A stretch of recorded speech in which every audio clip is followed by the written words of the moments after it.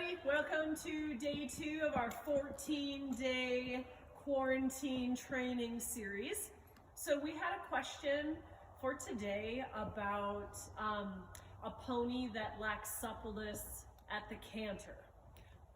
So here's what I have to say about that. If your horse or pony lacks suppleness at the canter, newsflash, he also lacks suppleness at the walk and the trot, okay? I've also seen video of this pony, so I know a little bit about what's going on with him. In general, I like to build suppleness not only laterally. I think everyone thinks about lateral suppleness and they forget about longitudinal suppleness. So if a horse is going to be supple over the top line, that means that when we give the reins, the horse goes to the bit, staying in connection, and still steps under with the hind leg. So if your horse is traveling along heavy in the bridle or hollow, they're pedaling out the back, they're not stepping under. So let's think for just a moment about the footfalls of the canter. It is a 3-beat gait. That means that one beat of that canter, his entire body weight is supported with one hind leg. So if that leg is not stepping far enough up under a horse's center of mass, we're going to do a video about that again at another time. If you don't know where the center of mass is on your horse, then you need to, because that makes you understand how deeply under their body their hind leg needs to stride to take all of their weight and be light in the front end. So I'm going to show you how we develop that on 2 different horses today. Technically, this is the only pony. The other one's a Welsh Cob, so he's a pony breed, but he's just over 15 hands, so he's a little larger. But a lot of the same issues that we have with all pony breeds. This is Elvis. He's 4 years old. He has maybe 60 rides. This is about his 5th time in the dressage saddle. He was started last year by my husband Daniel, rode outside a ton and went through the first 2 months of our young horse program. And he was so good we kicked him out for the winter and I just brought him back. So he's just beginning to learn about more refined kind of lateral work, not just basic getting off of the leg. But I'm going to show you a couple things. If your horse doesn't know anything about getting off of the leg, here's how we train it, okay? I'm going to come out here in the open so you can see a little bit better. So when we want a horse to get off of the leg, first I think they need to answer to yield the hind quarter and the forequarter. So a lot of people do this number with they really bring the head around. We do that too for the first 10 rides, and then after that we don't bring our head around here anymore to achieve that hind quarter yield. This is ride number 1. Our horses will bend their head around and step their haunches away, okay? After that, we start to ask them to keep their head a little straighter. A grab strap is a great tool. If you find yourself wanting to overbend your horse's neck to get his hindquarters, take a hold of the grab strap and your rein on the outside so you can't do that, okay? Tip the eye just a little bit, and we're going to ask him to step his haunches across. That's it. Only one step, that's all I ask for. The front end is the same kind of thing, okay? You don't achieve moving the front end by dragging your pony's nose around, okay? I'm going to keep his neck straight.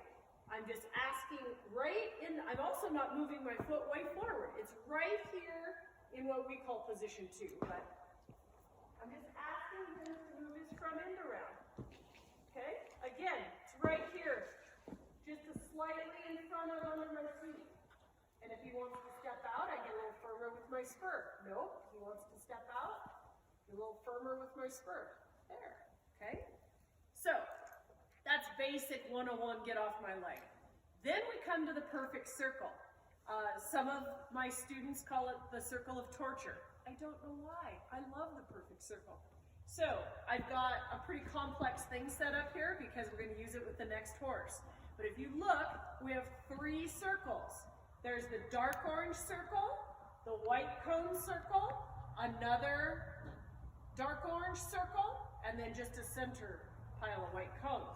So to begin with, we're going to work on the large circle. It also makes a nice little chute here. I'm going to post distances on this at the end. I'll step this off and do a video show you how we set it up, okay?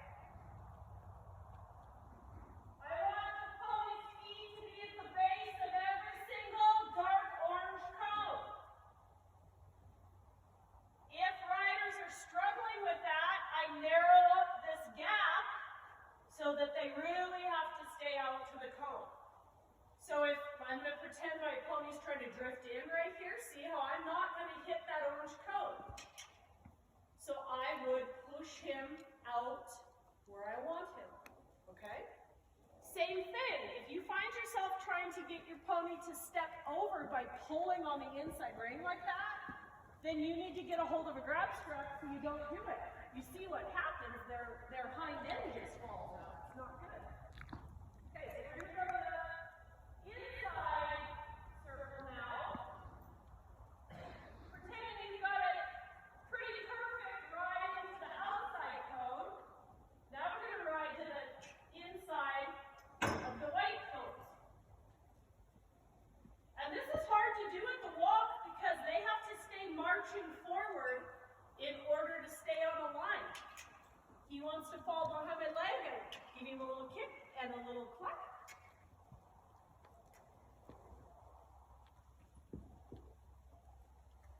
Keeping the tempo, 1, 2, 1, 2, stay all the way around. Now, I'm going to ask the pony to step out.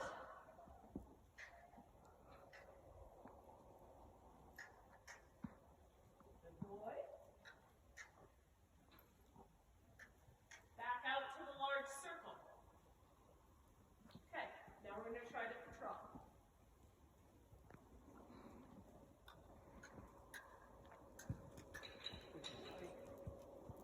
First things first, we got to do the tempo.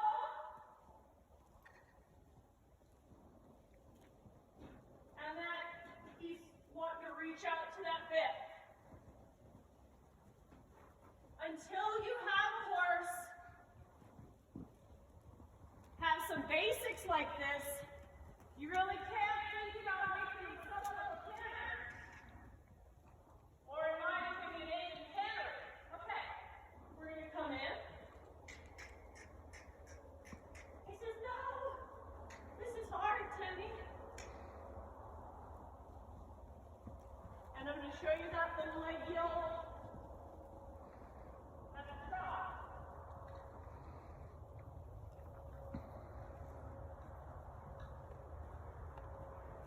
Now it looks a lot smoother at the trot, doesn't it? It's because he has some impulsion.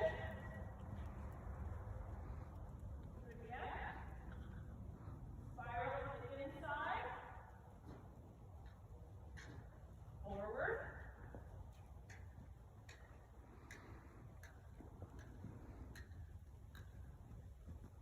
Good. You notice I didn't ask. I didn't ask them to come over. I don't accept them falling behind my leg. It's not okay.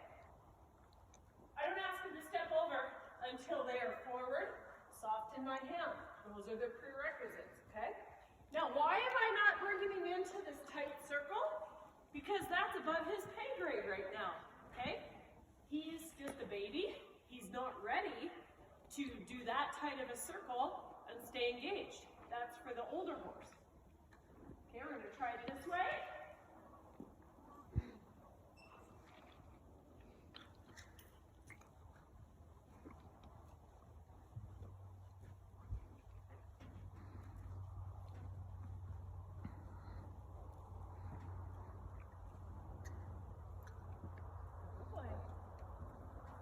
First, I want a quality trot on the perfect circle.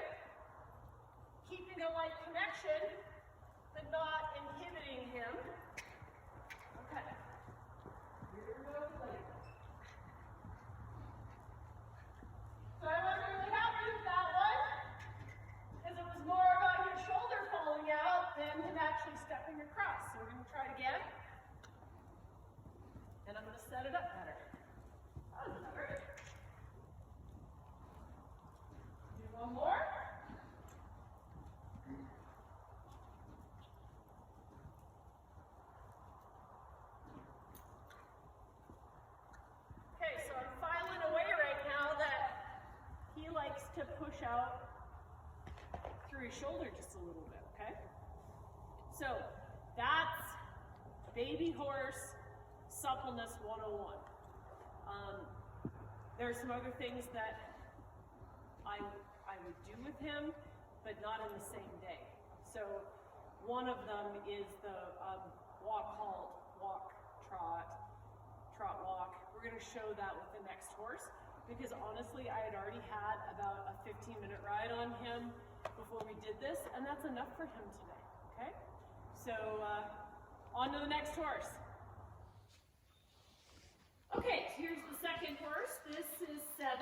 He's an imported Welsh cob. He will be 6 years old in July. So he's schooling 3rd level right now.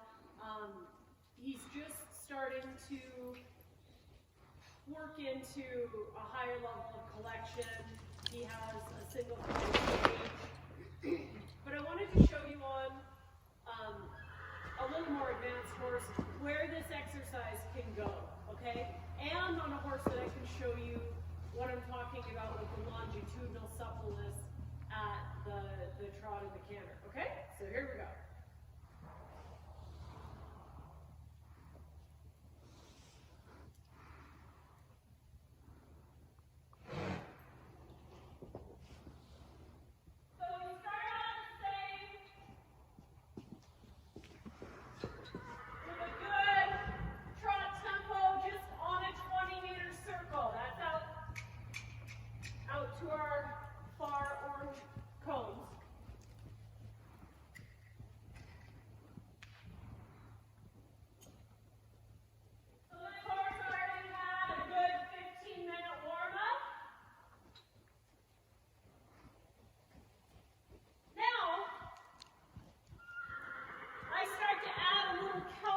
In here to get the shoulder straighter.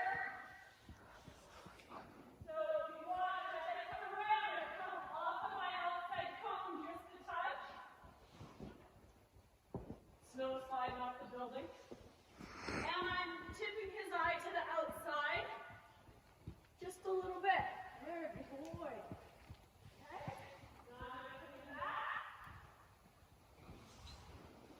Now for him, coming to the smaller circle, I'm actually going to half pass him in, meaning he's bent in the direction of travel.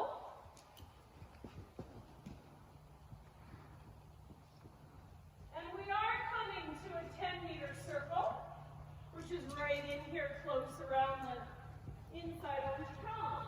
Now, 2 ways for me to get out of this. Leg heel.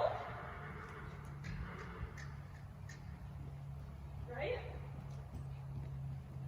Factorizing. Or I might want to get a little counter bend going on and half passing out. Those are a little more advanced suppleness things, right? Now, longitudinal suppleness. If I give this horse the rein, he should go out to it on the contact, keeping his tempo, and stretch to the bit.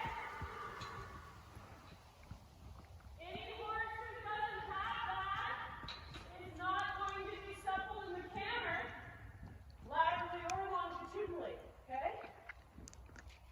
So now we're going to take it to the canter.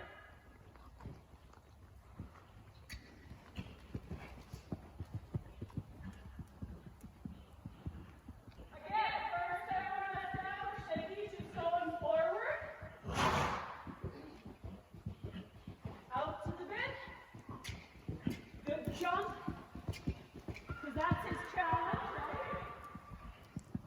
Every breed has their challenges. Now,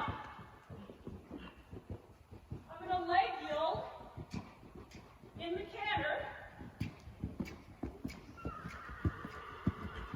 sitting on my inside seat bone,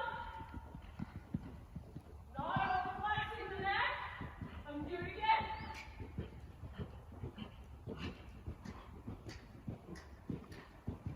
Okay?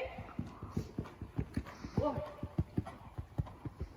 Now I want to half into my medium circle.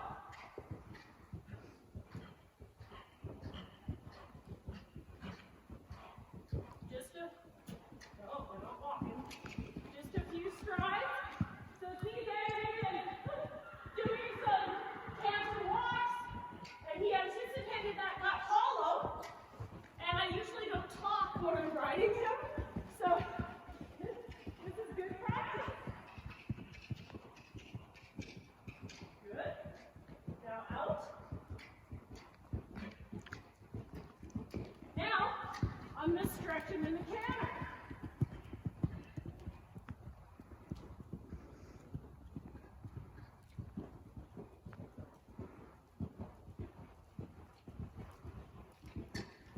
Good boy.